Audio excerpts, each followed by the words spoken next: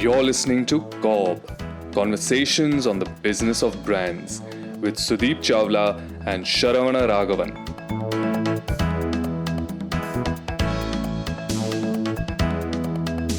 We've spoken about measuring what you treasure, about insights, about market research. But there is this one element that is common across all of these that you've mentioned, Sudeep, about stimulus being used across all research and insights and measurements. So, what is stimulus and why do we need it? Fair, fair.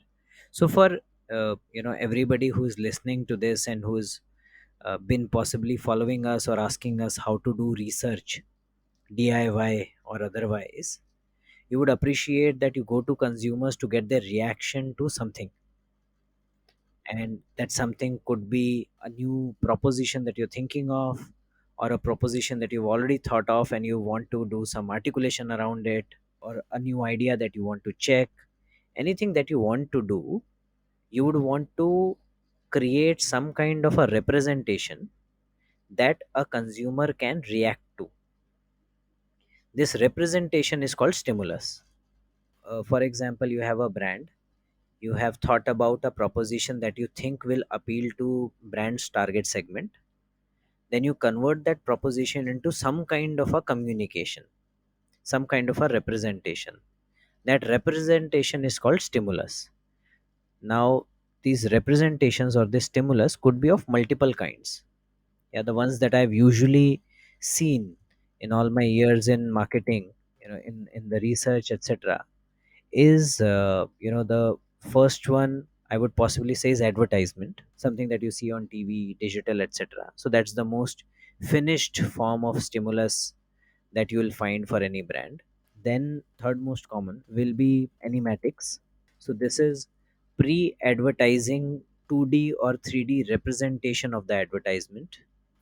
Animatics is made when a creative writes a script, and that script is then animated using 2D or 3D characters. So it is significantly cheaper as opposed to an advertisement, and therefore you can test whether an advertisement is working or not working by making first in animatics.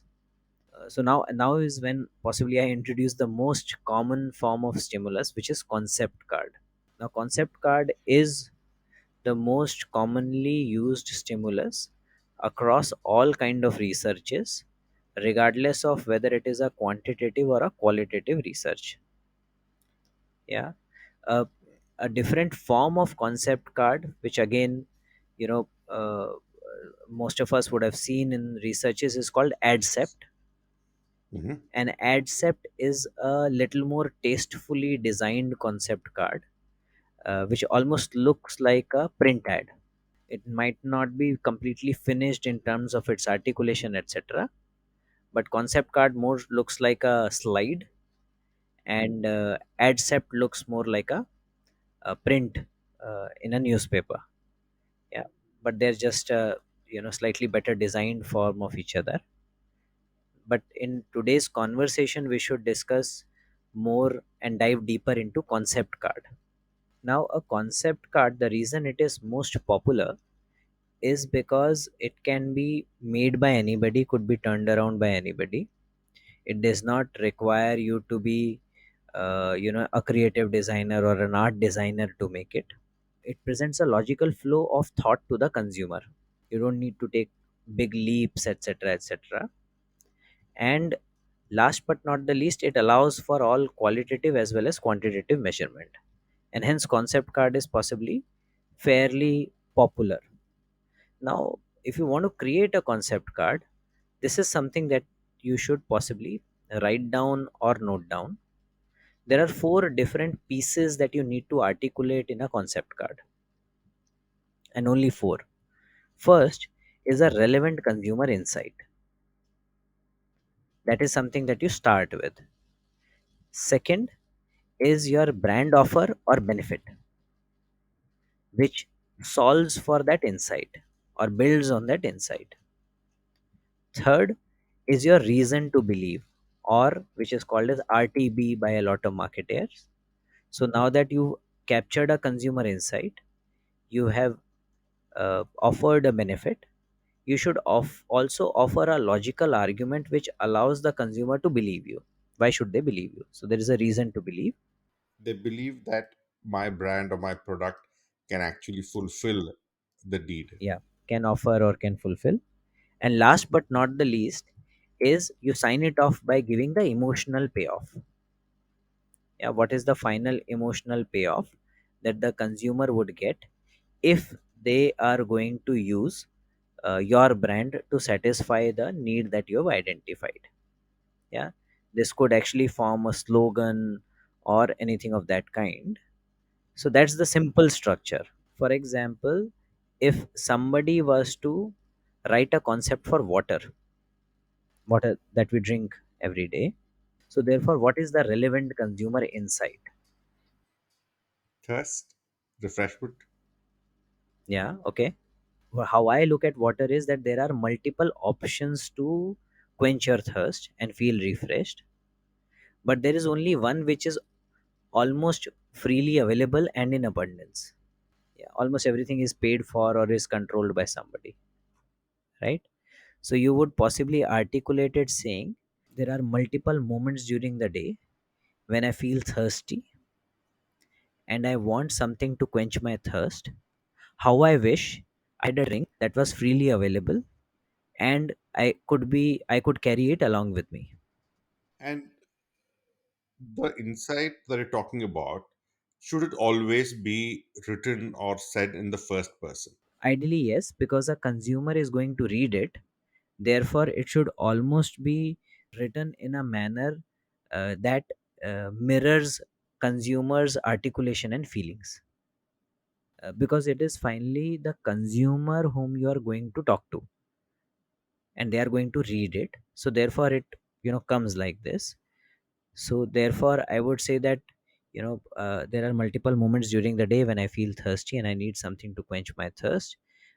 How I wish that there was a drink that was freely available with me and I could carry it with me. So then the brand offer will be, and the brand offer then is from God, because God God made water available. So the brand offer is that presenting to you God's boon, water, a drink that is freely available and if kept clean, can be consumed by anybody, and it can be flavored, it can be consumed like it is, it can be its temperature can be changed, and it is very well adept at quenching your thirst. And then there is reason to believe is that you have to believe what God says. So that's the reason to believe, that if God is saying that he's made something like this, you might as well believe it. And finally, the emotional payoff, that water, The elixir of the life. elixir of life, or a thirst quencher available anytime, anywhere, if you're not so creative like Sharvana. So that's how, that's the structure. So there is a insert articulation in first person, says that the consumer, almost when they're reading, they think that this is mirroring what I think. Then there is the brand offer, then there is reason to believe, and finally there is the emotional payoff. If you follow this structure will also allow the consumer to unwrap your offer in a manner that they are taken through it in a fairly logical manner. Once you convert it into a print ad or a TV ad, you kind of build a lot of these insight, etc., into semiotics or context. You will not say it out aloud, right? And that's why you need good creative guys to work with you. But at a concept stage, these are things that are still in your head, and you've not figured whether this is the right articulation. And number two, how can you build it into semiotics? And hence, concept card is a fairly simple form of just putting it out there and checking whether each part of a card resonates with the consumer or not. Right. And another point I just wanted to add was that when the insight is written in first person, It builds a lot of relatability for the consumers reading it. And when you place the benefit right next to the insight without the aid of any creative, is when, like you said, the logic flows a lot smoother. And when you actually convert it into an ad, it might not be this clearly articulated. Here we're taking the help of words. I think that's a beautiful way of Yeah, putting it. and you will find that advertising, etc., also has a significant task of engaging with the consumer, and hence it might follow the reveal route. So a lot of the reason to believe, etc., might come towards the end. So the structure of an advertising is governed more by how they want to engage the consumer. Concept card structures itself in a fairly logical manner, such that you are able to test for relatability of each statement rather than the beauty of its articulation. Right. So I have a couple of questions on this, Sudeep. One, what happens to this concept when you translate it? Because marketers end up writing it in India mostly in English, but not all our brands are sold in English. And I've looked at it even in international markets. While my team or I write the concept in English, it gets translated to multiple languages. Have you seen the impact of the concept change, or is concept the best way to enable this translation? No, I think I actually believe that concept possibly is the simplest way of getting your translation right. When you start adding creative layers on top of it, that is where you use lingo or words which are little more colloquial in nature, and there the translation runs the risk of becoming transliteration. Yeah, and then getting the local nuance right, getting a pronunciation right, etc., becomes very critical. In concept card you haven't added any significant layer, so it's very simply is your logic laid down in a bare form. Then it needs to be translated. Of course, due course, due care need to be taken, such that the right words are used and everything that you want to say is completely communicated. But I still feel that concept card is the simplest stimulus to be used for translation. Got it. And what do you think about the rules that are usually dictated around writing a concept? One page, 100 words. Is that, do you prescribe to that? I would always go for a one slide kind of a thing. My method always has been you write it down and then try to make it as pithy as possible. So remove, test each adjective that you are putting there, whether it is needed or not, and test out each word. But you craft only when you've written it once or twice, and then you craft it better. So make it as pithy as possible. I don't have a word rule, but I have never taken any concept beyond one slide or one A4 sheet. Right.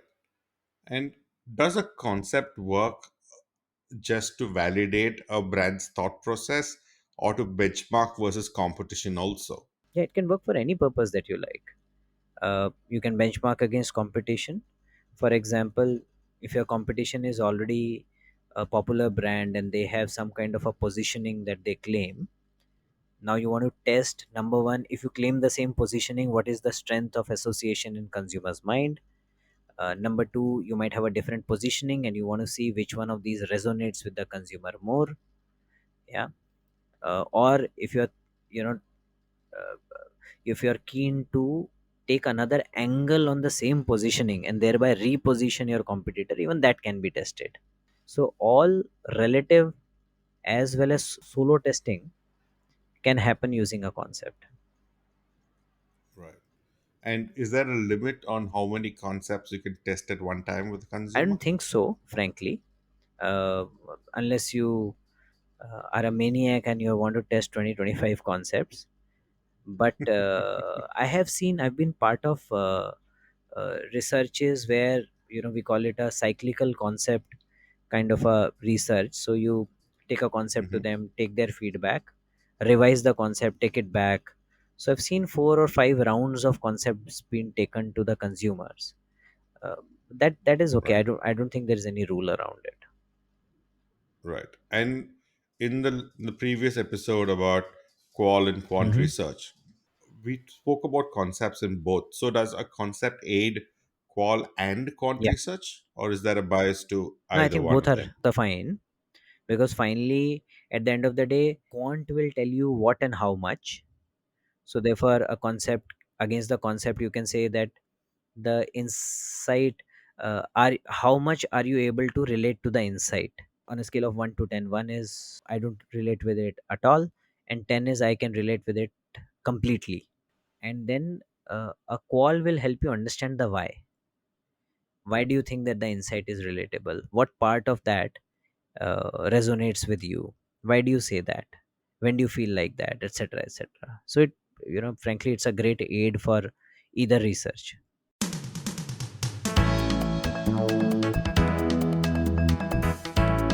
You're listening to COB, Conversations on the Business of Brands. Your hosts are Sudeep Chawla, marketing practitioner, business leader, and educator to advertising and marketing professionals, and Sharavana Raghavan of Vitral Brand Expertise, growth consultants to consumer facing brands and businesses. For more information, go to cobcast.net. If you find this podcast helpful, please help us by telling your friends and rating us. The breakdown of the logic flow of a concept makes total sense. I think that's the best way to put it. The insight, the benefit, the reason to believe, and the emotional payoff. I think that's a perfect structure. But now we go into our listeners' favorite segment of most podcasts, where you illustrate all this with an example. Yeah. So I was just thinking about it, and I actually picked up a brand for which I had made a concept card multiple times, and it is not my brand. It's a competition brand that I was trying to work upon, and some of our listeners would have heard about it in a couple of previous episodes as well. So I picked up Kinder Joy because I actually love the layering that they do with their concept. For the uninitiated, Kinder Joy is a product worth, I think, $40. It's a plastic egg-shaped offering from Ferrero, which is it's a plastic thermoform egg, and which, when torn apart, divides into two halves.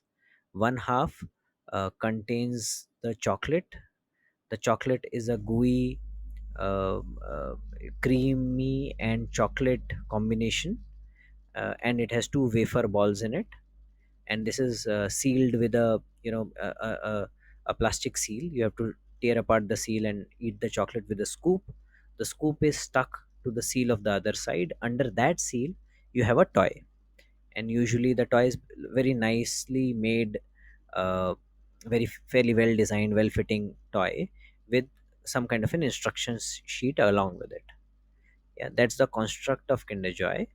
And from a kid's point of view, it provides to them, obviously, beautifully tasting chocolate as well as a toy to engage with. What it also offers is this whole joy of unwrapping, a joy of discovery. So before even you get to the chocolate and the toy, you have to tear the uh, egg apart, rip the seal on both sides, etc. So therefore that process itself kind of heightens the excitement. Yeah, you don't know what you're gonna get inside. You know the chocolate, you don't know the toy. So that all of that works very well for the kids. It's almost like a gift. The ritual, the delayed gratification, and the big surprise reveal. And the way Kinder Joy plays it, articulates it, when you look at their advertising now, and I will possibly put the YouTube link for their advertising in the show notes. So what they do is they do two very interesting things. Number one, from a chocolate point of view, make the mother's picture the creamy part as something which contains milk. So they say it has goodness of milk. There are some more outlandish claims about the balls containing barley and vitamin E, etc. I'm kind of ignoring that. That's a slight claim that they put. And they also talk about toy being a good stimulation for kids' minds. So therefore, there is goodness for the body, goodness for the mind, kind of a thing. And what you will always find, they will never show Kinder Joy being consumed in isolation or being bought in isolation.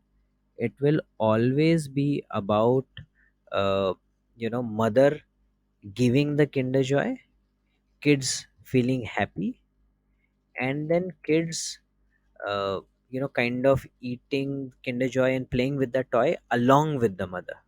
In the ad that we will put, the kids come back and give and kiss on either cheek of mom. There are two kids in the ad, so there is this layer of the fact that the product is liked by kids because of the nutrition and stimulation it offers. There is permissibility from the mother, and finally there is emotional payoff for the mother because she not only makes the kid happy, kids come back and express their love for her, and she is also able to play with them. She is able to spend moments of togetherness with them. So that's the whole layer that they build, and it's quite nicely woven. One of the previous episodes we had spoken about this benefit laddering, which was via FAB, features, advantages, and benefits. And before you construct your concept card, if you make your FAB, it will be easier for you to, claim what is your benefit, what is your reason to believe, etc. So, from a feature point of view, a Kinder Joy has a gooey chocolate, wafer ball, and toys, and gooey chocolate with goodness of milk, wafer balls with vitamin E, and toy for mind stimulation. Now, it has great shelf packaging, it has bright colors, it has egg shape, etc. etc.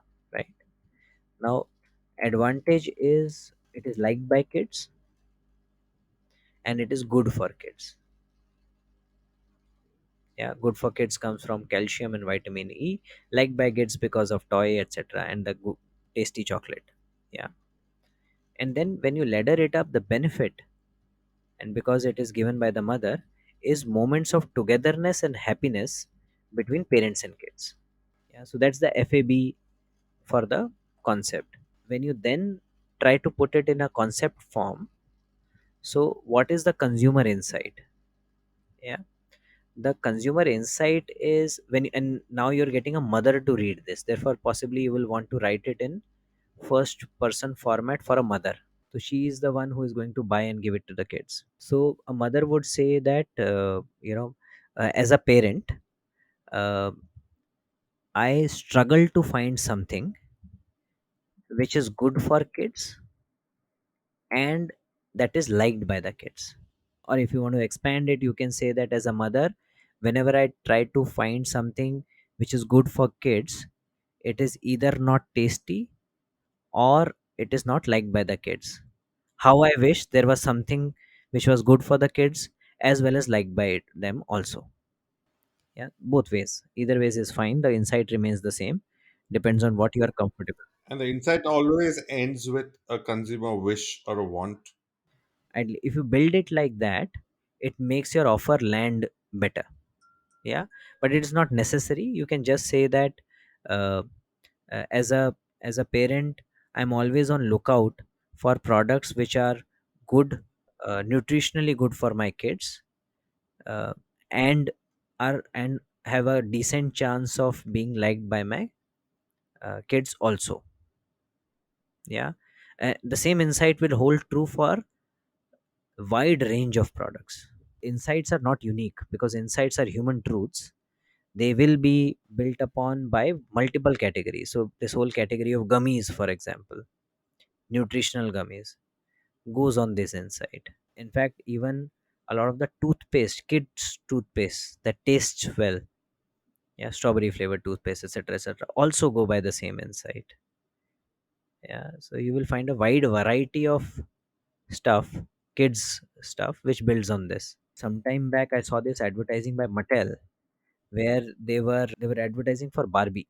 So now Barbie dolls are obviously liked by the girls, but they gave it a slightly higher meaning to say that, by playing with a Barbie and doing whatever role play, etc., that a girl does, it allows them to dream of their future even before they start realizing it.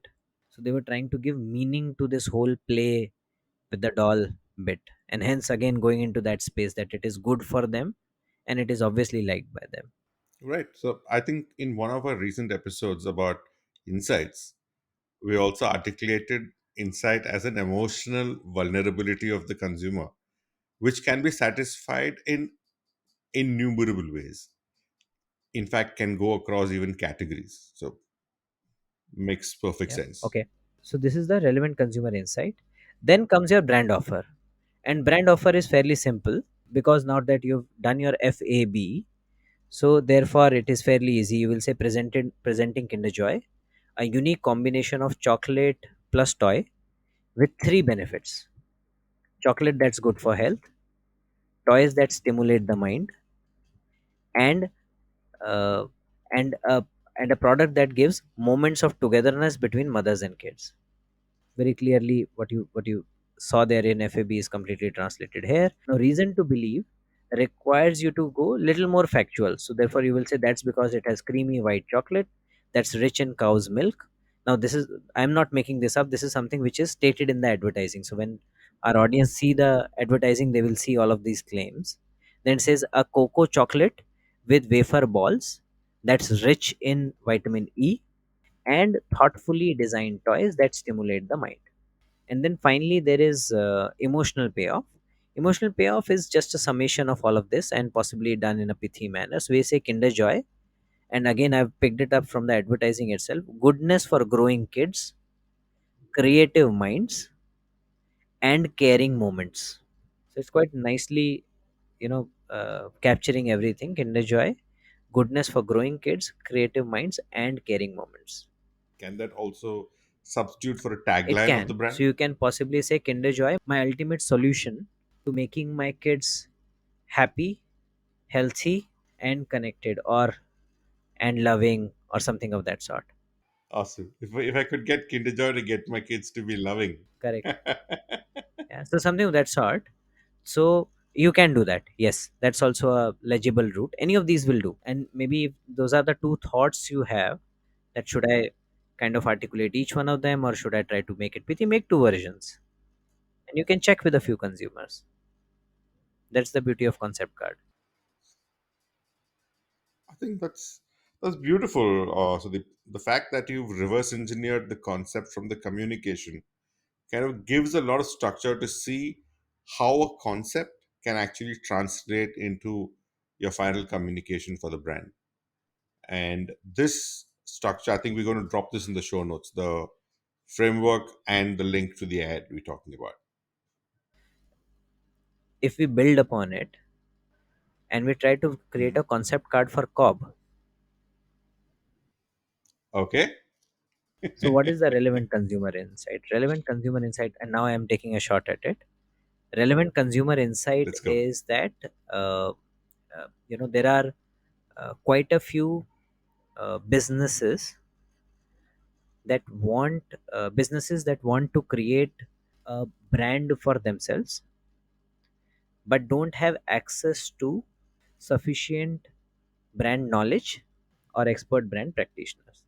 And so it could be that. And if you want, you can add, from a brand owner's perspective, that how I wish somebody could dispel marketing myths and help demystify marketing concepts for me. It all sounds so complex. I don't know where to start. I wish somebody could simplify this and tell me how to go Correct. about building my brand. Then brand offer is presenting Cobb, simple enough conversation between two experienced marketers where they dispel myths around marketing, demystify marketing concepts, and lay out simple playbook for building your brand. Reason to believe that Cobb is hosted by Sudeep Chawla and Sharuna Raghavan, who have a combined marketing experience of more than 3 decades between them and have had exposure to large consumer brands which are known for their iconic advertising and iconic brand work, as well as uh, access to a good amount of entrepreneurial work with small brands that are looking to create their own brand identity as well as route to market. So there is relevance built in, there's a competence built in, and the drive to engage, simplification built in. Perfect. Finally, emotional payoff is Cobb, my one-stop shop for all things marketing. Ah. Yeah, so something of this kind. So I'm just That's making it up perfect. as we go along. Again, the idea is not to blow our own trumpet, but to try and create the structure which can be used by anybody, and it can be used on anything. You can create a concept card for yourself. Yeah, it can be used for Right. anything. And this is something what you just touched upon is a very important point. It's not about getting it first time right. You rather make all the mistakes on paper in the concept format before finding out the same mistakes in the market. That's the whole point of writing a concept. So don't be afraid to take leaps of faith. Don't be afraid to have at least half concepts in, even if you don't think it's complete. Test what you can, because you can always build on it. That's what the whole testing process is for. Thank you so much, Siddhi. Thank you, Sharon. See you. Thank you for listening to Cobb, Conversations on the Business of Brands with Sudeep Chawla and Sharavana Raghavan. Subscribe and learn more at cobbcast.net. That's COBBCAST.net.